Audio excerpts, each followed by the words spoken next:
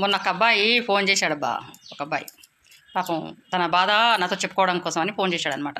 ఏంటి నాన్న అని అడిగాను నేను. అడిగితే నా బాధ చెప్పుకోలేని బాధమ్మా, కానీ మీకు చెప్పుకుందామని చేశాను మీకు ఫోను అన్నాడు అనమాట. ఏంటంటే వాళ్ళది పేద కుటుంబం, వ్యవసాయం చేసే కుటుంబం, 3 అక్కలంట, ఒకడే తమ్ముడంట.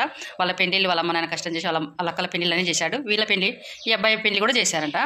ఇక పెళ్లి చేసిన తర్వాత ఆ పిల్ల ఒక 10 రోజులు ఇక్కడ ఉంటే 2 నెలలు అమ్మగారింటికాడ ఉంటుందంట.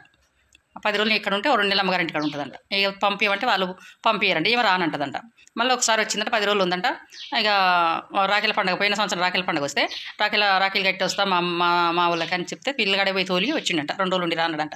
అంటే 2 రోజులు ఉన్నగా వస్తే చెప్తే నేను రాను అన్నదంట. అంటే సర్లేని చెప్పించిండు, రమ్మన్నాడు, చేసిండు, ఎంత చెప్పినా రాలేదంట. తర్వాత ఆ పిల్ల ప్రెగ్నెంట్ అయ్యి పిల్లని అన్నాక అప్పుడు ఫోన్ చేసి మీకు ఒక పిల్ల పుట్టింది అని రా అని అన్నారంట. అంటే కడుపుతున్న విషయమో చెప్పలేదు. ఆ పిల్లకి 9 నెలలు పడ్డదాకా, నీళ్ళాడిన దాకా చెప్పలేదు. అప్పుడు రమ్మని ఫోన్ చేసిరంట. మీరు అన్నారు అని అంటారు. మరి అన్నకేం చేస్తారండి? ఇలాంటి వాళ్ళ గురించే అంటారు ఎవరైనా కానీ.